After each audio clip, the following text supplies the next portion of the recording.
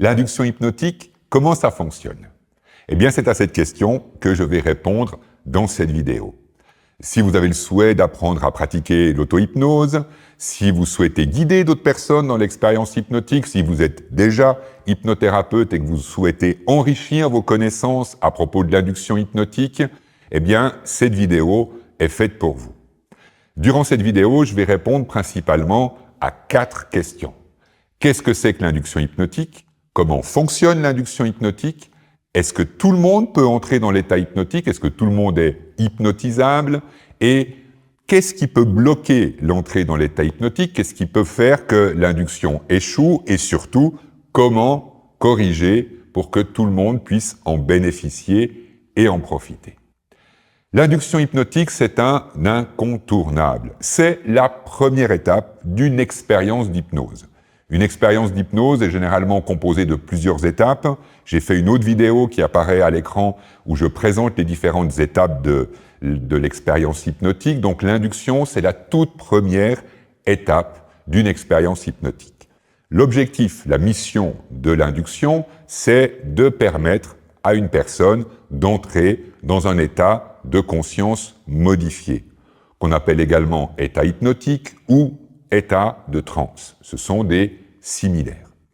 Donc, l'induction est indispensable puisque c'est elle qui va permettre d'entrer dans cet état de conscience modifié, dans cet état hypnotique. D'ailleurs, ce que je vais présenter ici, vous pouvez également l'utiliser en méditation. Si vous avez de la peine à entrer dans un état méditatif, et puis que vous vous rendez compte que votre esprit part un peu dans tous les sens et que c'est difficile de revenir dans l'ici, le maintenant, le présent, ce que je vais présenter durant cette vidéo peut également vous aider à améliorer votre pratique de la méditation. Pour la simple et bonne raison que l'état de conscience modifié est le même que l'on pratique l'hypnose ou l'auto-hypnose ou la méditation. Dans tous les cas, on cherche à favoriser cet état neurologique particulier qu'on appelle l'état hypnotique. Pour rappel, si vous ne le savez pas encore, l'état de conscience modifié est un état totalement naturel. Oui, je sais, il y a encore quelques dizaines d'années, on croyait encore, on imaginait encore que l'état hypnotique était un état paranormal et que seules certaines personnes pouvaient entrer dans cet état hypnotique. Aujourd'hui, heureusement, on a beaucoup progressé dans les connaissances à propos de notre cerveau et on sait que l'état hypnotique est un état complètement naturel dans lequel tout le monde peut entrer. Comment fonctionne l'induction? Eh bien, l'induction, elle repose d'abord sur une utilisation de notre attention, de notre conscience, de notre capacité à avoir conscience de notre environnement et de notre corps. Donc là, l'induction hypnotique repose sur une activité mentale.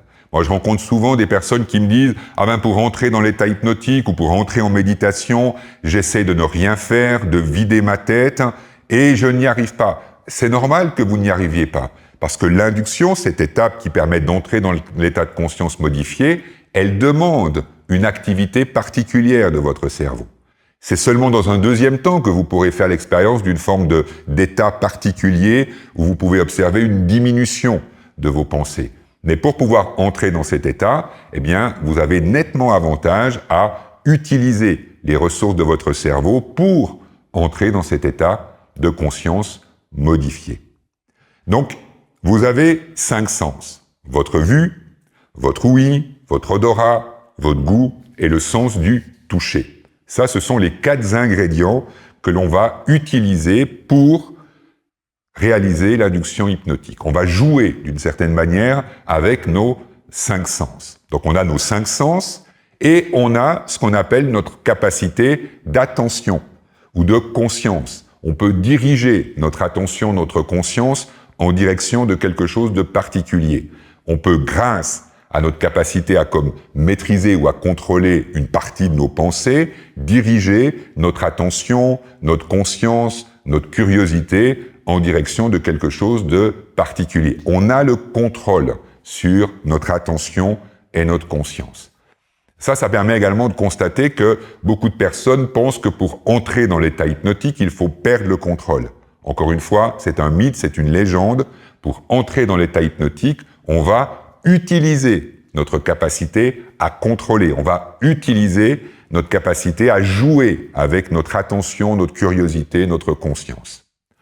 Un ingrédient qui est également très utile pour bien vivre une induction hypnotique et surtout avoir toutes les probabilités, toutes les chances d'entrer dans l'état hypnotique, c'est notre curiosité. Plus vous aurez de curiosité, plus votre curiosité sera quelque part animée d'une forme de mouvement un peu enfantin. Les enfants ont cette curiosité naturelle de s'intéresser à tout, de diriger leur attention en direction de quelque chose. Donc la curiosité va être un ingrédient qui va vous aider à pouvoir entrer dans l'état hypnotique et à bien vivre une induction hypnotique. Donc, vous avez vos 5 sens et vous avez la capacité à contrôler, à maîtriser votre attention, votre conscience, votre curiosité. Une fois qu'on a ces 2 éléments, eh bien, on va les combiner, ces 2 éléments. On va utiliser notre conscience, notre attention, notre curiosité et nos 5 sens, et on va jouer avec les 2. Il y a 2 grandes manières de jouer avec les 2. Ce sont les 2 grands chemins que l'on utilise pour faire l'induction et donc entrer dans l'état hypnotique. Le premier de ces 2 chemins, c'est ce qu'on appelle la focalisation. L'idée de la focalisation, c'est d'utiliser notre attention, notre conscience, notre curiosité, de manière à pouvoir focaliser notre attention, notre conscience, notre curiosité en direction d'un élément sensoriel bien précis. Je vais prendre pour exemple un exemple que tout le monde connaît, c'est le bon vieux pendule de l'hypnotiseur d'antan. Ce pendule qu'il mettait devant vos yeux et qu'il faisait balancer devant vos yeux, et il vous demandait, dans le passé, de fixer ce pendule avec les yeux, de ne jamais le quitter des yeux. Qu'est-ce qui se passe à ce moment-là? Eh bien, tout naturellement, vous focalisez. Mais vous focalisez pas en perdant le contrôle, bien au contraire. Vous focalisez en contrôlant encore davantage, en contrôlant votre attention, en contrôlant vos yeux et en contrôlant votre attention et vos yeux, puisque le pendule, il balance devant vos yeux, eh bien, vous allez naturellement entrer dans l'état hypnotique. Sans aller dans le détail, je ferai une autre vidéo sur le sujet, le fait aussi de balayer avec les yeux de gauche à droite et de droite à gauche va accélérer le processus d'entrée dans l'état de conscience modifié. C'est absolument pas une nécessité, c'est simplement un phénomène purement neurologique. Quand on balaye avec nos yeux de gauche à droite et de droite à gauche, ça a un effet neurologique sur notre cerveau qui accélère ou favorise, aide le fait à entrer dans l'état de conscience hypnotique, ou l'état de conscience modifié plutôt. Donc, la première option, c'est de focaliser. Là, je vous ai donné un exemple visuel, une focalisation visuelle qui consiste à fixer un point avec les yeux.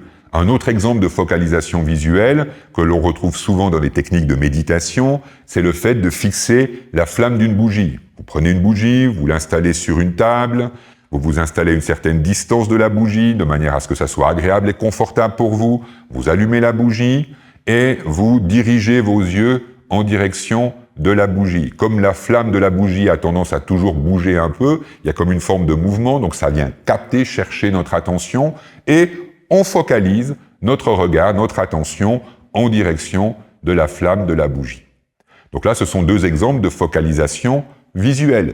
On peut très bien le faire au niveau d'une focalisation auditive. On peut très bien mettre un son ou éventuellement de la musique, des sons de la nature, peu importe le son qu'on utilise, ou le silence. Si vous avez la chance de vivre ou d'être dans un endroit particulièrement silencieux, vous pouvez focaliser votre attention, votre conscience, votre curiosité en direction du son du silence, car naturellement le silence est aussi quelque chose que l'on peut entendre. Donc on peut très bien le faire avec nos oreilles, avec notre canal auditif, le deuxième de nos 5 sens, l'audition. Donc que ce soit avec un son, une musique, des bruits de la nature, le silence. Si vous avez une horloge chez vous et puis que votre horloge elle produit un tic-tac, vous pouvez très bien focaliser votre attention, votre curiosité en direction du tic-tac de l'horloge. Si je mets un encens particulier pour pratiquer, je peux très bien focaliser mon attention sur l'odeur que l'encens peut produire et donc focaliser mon attention, ma curiosité en direction de mon nez, de manière à pouvoir vraiment observer, explorer le parfum, l'odeur de l'encens que je fais brûler, ou d'une huile essentielle. Peu importe ce que vous utilisez pour produire une odeur particulière, Si dans votre environnement, il y a une odeur particulière que vous pouvez utiliser, vous pouvez très bien utiliser cette odeur pour focaliser votre attention. On pourrait le faire avec la bouche, avec un goût, sauf que le goût a quelque chose de beaucoup plus inconsistant qu'une odeur qu'on peut contrôler ou maîtriser. Et puis bien évidemment, on peut le faire avec notre corps. Lorsqu'on on nous demande de focaliser notre attention sur une partie du corps, que ce soit dans le pied gauche, dans le pied droit, dans le genou gauche, dans le genou droit, peu importe la partie du corps, dès le moment où vous focalisez votre attention sur une sensation que vous pouvez ressentir dans le corps, eh bien, c'est une focalisation. En sachant qu'il peut y avoir une focalisation sur une sensation intérieure. Donc une sensation intérieure, c'est une sensation que vous avez à l'intérieur du corps. Par opposition à ce que j'appelle moi une sensation extérieure, la sensation extérieure, c'est la sensation d'un contact avec l'environnement. Je suis par exemple ici installé sur cette chaise, face à cette caméra, et je peux focaliser mon attention sur mon dos et observer comment je ressens la sensation de mon dos qui est appuyé contre le dossier de cette chaise. Comme je pourrais très bien focaliser mon attention sur mon pied gauche et explorer les sensations de mon pied gauche en contact avec le sol. Donc ça, c'est ce que j'appelle une sensation extérieure. C'est une sensation que je ressens parce que mon corps est en contact avec un événement ou un élément extérieur. Ça peut être la température, ça peut être le vent, ça peut être les rayons du soleil. Donc il peut y avoir plein de stimulus, de stimuli différents que je peux ressentir et sur lesquels je vais pouvoir focaliser mon attention. Donc ça, c'est le principe de la focalisation. Et l'idée, c'est que vous contrôlez, et tout en contrôlant et en maîtrisant votre attention, votre conscience, eh bien, vous cherchez à toujours focaliser votre conscience, votre attention, votre curiosité en direction du point que vous avez choisi. S'il y a une forme de lassitude, si au bout de 5 minutes, 10 minutes, vous êtes lassé de fixer la flamme d'une bougie ou de ressentir votre pied posé sur le sol ou toute autre perception, vous pouvez très bien vous donner la permission de changer.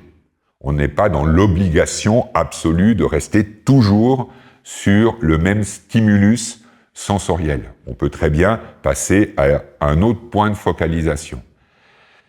Mais l'idée, c'est qu'on focalise sur un canal sensoriel et on tient notre attention, on tient notre curiosité de manière à focaliser.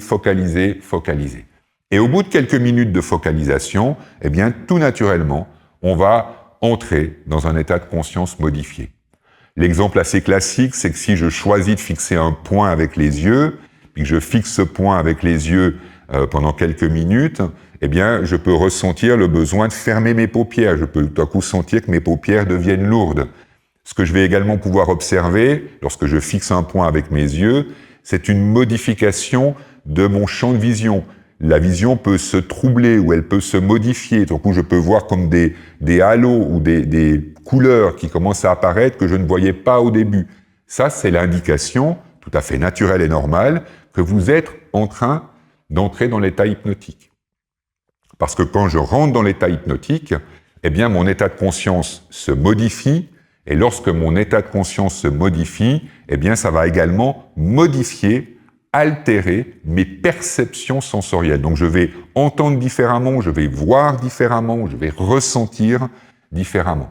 Et cette altération des perceptions sensorielles, que ce soit au niveau de la vision, de l'audition, du toucher ou autre, eh bien, ce sont des phénomènes tout à fait naturels et normaux qui indiquent que vous êtes en train d'entrer dans l'état hypnotique, ou même, encore mieux, que vous êtes déjà dans l'état de conscience modifié ou l'état hypnotique. Ça, c'est pour la focalisation. La focalisation, elle convient très bien à certaines personnes et elle ne convient pas à d'autres personnes. Si j'ai quelques difficultés d'attention, si je peux souffrir de ce qu'on appelle un trouble du déficit de l'attention, je vais avoir toutes les peines du monde, voire même ça sera impossible de focaliser, parce que ça ne correspond pas à la manière naturelle de mon cerveau de fonctionner. Et bonne nouvelle, si vous avez de la difficulté à focaliser, il y a une deuxième option. Le deuxième chemin, c'est l'opposé. c'est ce qu'on appelle la dispersion. Et l'idée ici, ce n'est pas de focaliser son attention sur un seul point, mais au contraire de disperser son attention sur le plus de stimuli sensoriels possible. D'essayer de voir tout ce qu'il est possible de voir avec les yeux de l'environnement dans lequel on est. Et tout en essayant de voir un maximum de choses, d'avoir conscience de voir un maximum de choses avec mes yeux, je vais ajouter mes oreilles et d'essayer d'explorer tous les sons que mes oreilles peuvent entendre là où je suis. Et là, parfois, c'est utile et bénéfique d'être dans un environnement imparfait où il y a des bruits de circulation, des bruits de personnes qui parlent ou autres, parce que ces bruits, ils vont m'aider à élargir, à défocaliser et à disperser mon attention. De la même manière que je peux chercher à avoir conscience d'un maximum de sensations dans le corps. Donc d'élargir, d'ouvrir mon champ d'attention. Un excellent moyen, tout particulièrement si vous souffrez d'un déficit d'attention, un excellent moyen, c'est de vous poser des questions dans votre esprit. D'ailleurs, vous pouvez vous poser des questions en focalisant, comme vous pouvez vous poser des questions en dispersant votre attention. Encore une fois, il n'y a aucun besoin de faire le vide dans votre tête, il n'y a aucun besoin de lâcher prise, il n'y a aucun besoin de vous détendre, vous pouvez rester dans l'état dans lequel vous êtes. L'enjeu de l'induction, c'est simplement de jouer avec votre attention et vos 5 sens, de jouer en focalisant votre attention ou de jouer en dispersant votre attention. Et un excellent moyen de jouer, eh bien, c'est de vous poser plein de questions dans votre esprit. Et si ça vous aide, et de vous poser la question, qu'est-ce que je vois? Quelles sont toutes les couleurs que je peux voir? Quelles sont les zones de lumière? Quelles sont les zones d'ombre que je peux voir? Quelle est la distance entre moi et les objets que je peux voir? Quels sont les sons que je peux entendre? Quels sont les sons plutôt graves? Quels sont les sons plutôt aigus? Quelle est la distance qu'il y a entre mes oreilles et ces sons? Quels sont les sons qui sont lointains? Quels sont les sons qui sont proches? Quelles sont les sensations que je peux ressentir? Qu'est-ce qui est présent à gauche? Qu'est-ce qui est présent à droite? Quelles sont les sensations plutôt chaudes? Quelles sont les sensations plutôt fraîches? Quelles sont les sensations où je ressens plutôt de la lourdeur? Quelles sont les différentes parties du corps où je ressens de la légèreté? Je peux me poser des milliers de questions différentes. Et toutes ces questions, elles vont simplement aider votre attention, votre conscience à disperser son attention. Si vous avez choisi de focaliser, de la même manière, vous pouvez focaliser et continuer à vous poser des questions. Si par exemple vous choisissez de fixer la flamme d'une bougie, je reprends cet exemple, eh bien vous pouvez vous poser la question des différences de lumière. Il y a des moments où la flamme de la bougie est plus lumineuse, moins lumineuse. La flamme d'une bougie, elle va constamment bouger, changer, d'avoir vraiment la curiosité d'observer comme la danse du mouvement de la flamme de cette bougie, de vous poser des questions.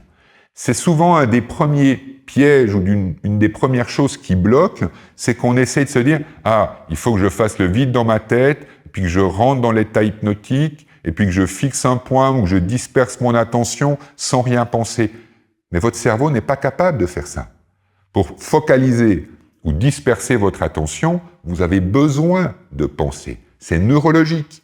Et donc, si vous utilisez vos pensées de la bonne manière et que vous prenez comme le contrôle de vos pensées et que vous vous posez les bonnes questions de manière à pouvoir focaliser ou disperser, eh bien, tout naturellement, ce sera beaucoup plus simple. Ce qui m'amène tout naturellement à la 3e question.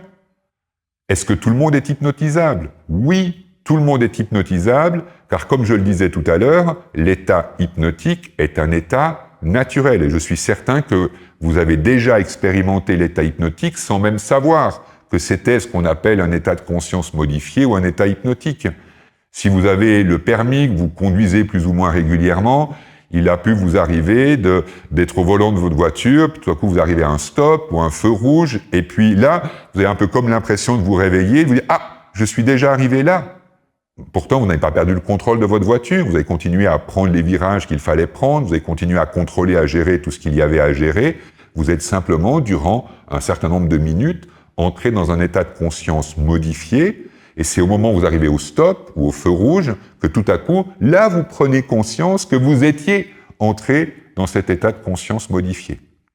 L'autre exemple que j'aime bien donner, c'est vous êtes dans un train, ou dans un bus, dans un transport public, vous êtes assis du côté de la vitre, et puis vos yeux qui regardent à l'extérieur, vous regardez le paysage défiler, et puis tout à coup, au bout d'un certain nombre de secondes ou de minutes, vous perdez la notion du temps, vous avez l'impression d'être un petit peu ailleurs, vous avez comme oublié que vous êtes là où vous êtes. Vous êtes entré dans un état de conscience modifié de manière tout à fait naturelle ou spontanée. Un troisième exemple, il vous est probablement déjà arrivé, au moment de l'endormissement, de vivre ce moment où tout à coup, vous avez comme l'impression de vous réveiller, tout en sachant que vous n'étiez pas complètement endormi, que vous ne ressentez plus votre corps, mais que vous pouvez continuer à entendre les bruits du monde extérieur. Ces moments où on est entre l'éveil et le sommeil. Ce moment où on est entre l'éveil et le sommeil, c'est caractéristique d'un état de conscience modifié. D'ailleurs, je ferai une vidéo sur les fréquences d'ondes cérébrales et où se situe l'état hypnotique au niveau des fréquences d'ondes cérébrales. Ça sera l'occasion de présenter le fait qu'en réalité, il n'y a pas un état hypnotique, mais il y en a deux. Il y a un état hypnotique quand on est plutôt dans un état de sécurité, et puis il va y avoir un état hypnotique quand on est dans un état d'urgence, d'anxiété. Mais je présenterai cela dans une vidéo prochaine. Mais donc, cet état de conscience modifié correspond à des fréquences d'ondes cérébrales particulières dans votre cerveau. Et l'état de conscience modifié, entre autres, se situe entre l'éveil et le sommeil. Ici, vous avez l'état de sommeil, ici, vous avez l'état d'éveil, et entre les deux, eh bien, il y a ce qu'on appelle l'état de conscience modifié, d'un point de vue neurologique. Et donc, quand vous vous endormez, d'ailleurs, comme quand vous vous réveillez, eh bien, vous passez par cet état de conscience modifié. Ça dépend bien évidemment de la vitesse avec laquelle vous vous endormez ou de la vitesse avec laquelle vous vous réveillez. Moi, je sais que ça m'est arrivé d'être endormi et dans mon sommeil, je rêve, ce qui est déjà l'indication que je suis dans la phase haute du sommeil, voire même dans un état de conscience modifié. Et dans ce rêve, eh bien, j'entends mon réveil et je l'ai intégré dans le rêve. Ce n'est pas encore mon réveil qui me réveille, c'est le réveil, c'est un son que j'ai intégré dans mon rêve. J'ai conscience d'entendre le son du réveil et je l'ai intégré dans mon rêve. C'est caractéristique d'un état de conscience modifié. Donc, tout le monde est hypnotisable, puisque l'état neurologique est un état complètement naturel. Maintenant, qu'est-ce qui peut bloquer? Qu'est-ce qui peut empêcher d'entrer dans l'état de conscience modifiée? Qu'est-ce qui peut mettre en péril l'induction? J'ai déjà énuméré quelques éléments. Le premier, ce sont les idées préconçues, ce que moi j'appelle des croyances. Les croyances que l'on a à propos de l'état hypnotique et de l'induction. Il faut se relâcher, il faut faire le vide dans sa tête, il ne faut plus penser. Et si je vis l'expérience, si j'essaye d'entrer dans l'état de conscience modifié, si je vis l'induction avec ce genre de représentation, ce genre de croyance, eh bien ça, c'est clair que ça peut me figer ou me bloquer. Le relâchement ou la relaxation, elle peut arriver et elle sera le fruit de l'état de conscience modifié. Et si on met la volonté de se relâcher avant d'y être entré, ben c'est comme si on met un verrou avant d'avoir eu le temps d'y entrer. Donc si vous êtes crispé, tendu, tout va bien. Ce n'est pas ça qui va vous empêcher d'entrer dans l'état de conscience modifié. Car quand je vous ai présenté le principe de l'induction, avec une focalisation ou une dispersion de votre attention sur vos 5 sens dans l'instant du présent, à aucun moment j'ai suggéré la nécessité de vous relâcher. Tout simplement parce que ce n'est absolument pas nécessaire de se relâcher ou de se détendre. D'abord, je rentre dans l'état hypnotique et le relâchement sera l'effet bénéfique d'entrer dans l'état hypnotique. Le relâchement, il va se produire tout à fait naturellement pour la simple et bonne raison que quand je rentre dans l'état hypnotique, ça va stimuler mon système nerveux autonome parasympathique, mon nerf vague, et en stimulant mon système nerveux autonome parasympathique, et le nerf vague qui fait partie du système nerveux autonome parasympathique, eh bien, automatiquement, il va y avoir un phénomène de relâchement, et ça va activer des processus de régénération, de rééquilibrage de mon corps. Donc, aucun besoin de se relâcher. Je peux entrer dans l'état hypnotique crispé. Aucun besoin de faire le vide dans sa tête. Je peux entrer dans l'état hypnotique en ayant des pensées.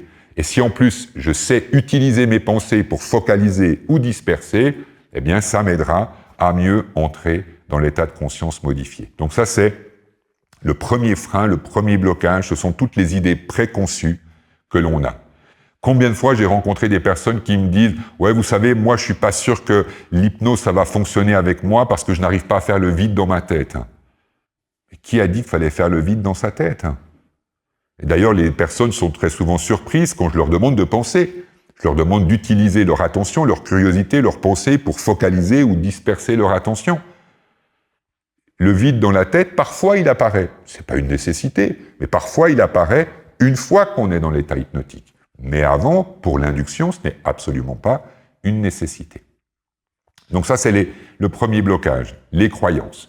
Deuxième blocage, c'est l'urgence. C'est la volonté de pouvoir entrer dans l'état hypnotique très vite, en l'espace de quelques secondes. Moi, cela fait plus de 20 ans que je suis formé à l'hypnose, que j'accompagne des personnes en hypnothérapie, que j'enseigne l'hypnose pour former des hypnothérapeutes depuis 2007. Et le principal défi, c'est d'avoir cette impression qu'il faut entrer vite dans l'état hypnotique. Avec le temps, avec l'expérience. Aujourd'hui, parce que j'ai 20 ans d'expérience, je suis en mesure d'entrer dans l'état hypnotique en l'espace de quelques secondes, parce que j'ai pratiqué, entraîné, et qu'il y a les chemins qui se sont faits dans mon cerveau, les connexions qui se sont établies dans mon cerveau qui font que je peux très vite entrer dans l'état hypnotique. En revanche, si mon cerveau n'a pas encore installé ces automatismes, n'a pas créé ces chemins qui permettent de très vite entrer dans l'état hypnotique, eh bien, tout naturellement, ça va me prendre du temps. Et donc, c'est tout à fait normal d'avoir besoin de 10 minutes, un quart d'heure pour laisser le temps et la possibilité d'entrer dans l'état hypnotique. Si je suis dans l'urgence du tout de suite, maintenant, en l'espace de quelques secondes, eh bien, je vais me crisper, je vais mettre un enjeu, je vais mettre une tension dans le fait d'entrer dans l'état hypnotique, et ça va être contre-productif. Si vous êtes hypnothérapeute et que vous accompagnez des personnes dans l'expérience hypnotique, ça a pu être, j'imagine, un des blocages, un des freins. C'est le fait de vouloir aller trop vite. Prenez votre temps. Prenez votre temps pour induire l'état hypnotique. C'est un temps gagné. Moi, j'aime souligner le fait que la qualité d'une séance d'hypnose, la qualité d'un travail hypnotique, ça dépend de deux choses. La première, c'est la qualité du questionnement qui précède la séance d'hypnose, de manière à pouvoir créer une séance qui soit parfaitement adaptée aux besoins et à la problématique de la personne. Donc ça, c'est la première clé de la réussite d'une séance d'hypnose, c'est le questionnement. Et la deuxième, c'est la qualité de l'induction. Quand on a fait un bon questionnement, qu'on a bien su cibler ce sur quoi l'expérience hypnotique allait œuvrer, et qu'on a pris le temps d'une induction progressive, stable, sécurisante, et qu'on s'est offert ce temps pour entrer dans l'état hypnotique avec ce but bien précis qui a été défini lors du questionnement, eh bien tout le reste, ça se fait beaucoup, beaucoup plus facilement et rapidement. Donc prenez votre temps. Si vous visionnez cette vidéo avec l'intention de pratiquer de l'auto-hypnose ou de la méditation, prenez votre temps, offrez-vous du temps. Et vous verrez qu'avec le temps et l'expérience, ça s'accélérera, ça ira plus vite. Et dans un premier temps, de vraiment prendre le temps de vous poser et d'offrir ce temps à votre cerveau. Donc, les croyances, l'urgence, et puis le troisième élément, c'est souvent le manque de curiosité. Les enfants apprennent très très vite, pour la simple et bonne raison, c'est que très souvent ils sont dans l'état hypnotique. Un état hypnotique léger, et en même temps ils sont dans l'état hypnotique parce qu'ils sont complètement absorbés dans leur apprentissage. Moi, je me souviens, qu'est-ce que j'ai appris le plus vite dans ma vie? Ce sont les sujets ou les connaissances ou les techniques qui m'ont passionné. Parce que quand je suis passionné, dans quel état mon cerveau se trouve? Il est focalisé sur ce que je suis en train d'apprendre, parce que ça m'intéresse, parce que ça me passionne, et je suis curieux. Et je suis pas dans l'urgence, je suis dans la curiosité. Focalisé et dans la curiosité. De la même manière que si je disperse mon attention, eh bien je vais disperser cette attention avec cet état d'esprit de curiosité.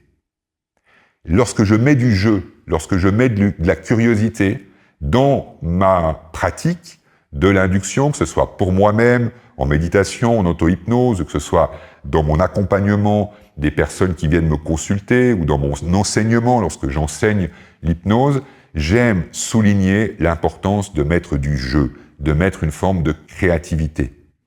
Quand il y a du jeu, de la créativité, mon cerveau est davantage, bien davantage capable de pouvoir mettre en œuvre, apprendre et créer tout ce qu'il a besoin de créer. Voilà pour cette vidéo sur les inductions hypnotiques. J'espère que vous avez appris quelque chose. Si vous avez apprécié, vous pouvez mettre un pouce, vous abonner à la chaîne de manière à pouvoir être informé des prochaines. Laissez un commentaire, bien évidemment, dans la zone des commentaires. C'est toujours le bienvenu et j'y réponds. Et vous remercier pour votre attention et vous dire à très bientôt. Au revoir.